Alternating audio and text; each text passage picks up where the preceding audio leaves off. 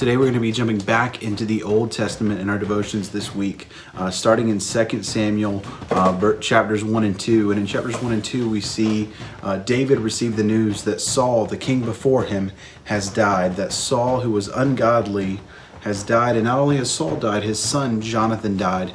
And David pens this song of remorse, song of lament, about the death of Saul. And even though Saul had persecuted him, even though he was ungodly, David shows respect for the ones that God had placed over him. That's a radical way to live, is to respect those who are ungodly. Not saying you need to agree with them, but that David respected them. And the second thing that sets David apart here is chapter 2, verse 1, where it says, David inquired of the Lord. So David, in his leadership, respected those over him and depended on the Lord. That's how we need to lead. That's how we need to live our lives. I'm praying for you guys. So today's devotional is out of Psalm 23. I know many of you are familiar with this psalm. You know, the Lord is my shepherd, I shall not want. You know this psalm deeply. And so I want to encourage you to go reread it and then seek to ask yourself the question is, are you living like you believe what it says? It says that the Lord is our shepherd. He guides us. He watches over us. His rod and his staff, they comfort us. His leadership in our life comforts us. His guidance in our life comforts us. We need to seek to live and believe what it says, that the Lord is ever present with us, that the Lord is watching over us, that the Lord is the one who guides our decisions. I pray that thought encourages you today, that the Lord is with you, but I pray that it also convicts you that the Lord is supposed to be the one who leads us, that the Lord is supposed to be the one who guides us by still waters and commands how we should live our lives. Praying for you guys today. So our devotional today is out of 2 Samuel 7. I'd really encourage you to go read it. This is one of the key passages in the Old Testament. We see in this passage, David is desiring to build the house of the Lord. But ultimately God says no. But God gives him a promise that's greater than being able to build him a house. The promise is that God is going to give Solomon the opportunity to build the house of the Lord. But not only that, but that God is, through the line of David, going to be raising up through David's family an everlasting kingdom, an everlasting king who's going to rule ultimately forever.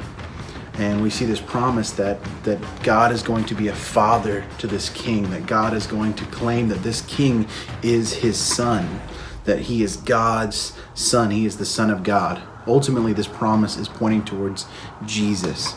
And so pray that blesses you guys. Remember, the Old Testament's all about Christ. Today's devotional is out of Psalm 18.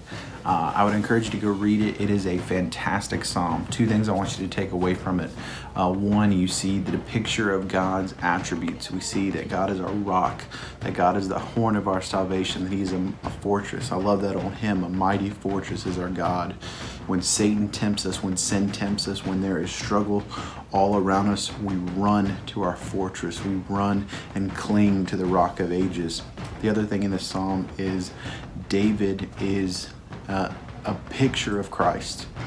And we see God protecting David and God protecting his anointed one. That's where the word anointed is, where we get the idea of Messiah, the chosen one, the Christ.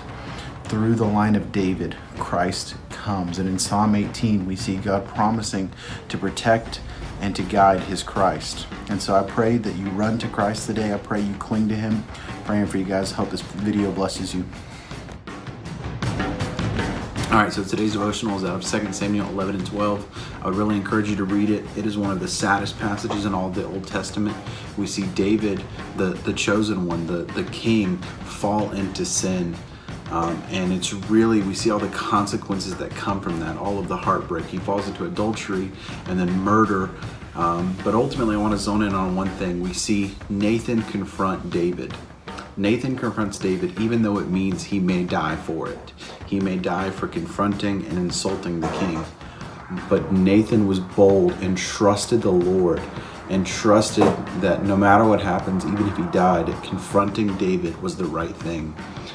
Sometimes God calls us to confront those that we love, to speak truth, hard truths to those around him.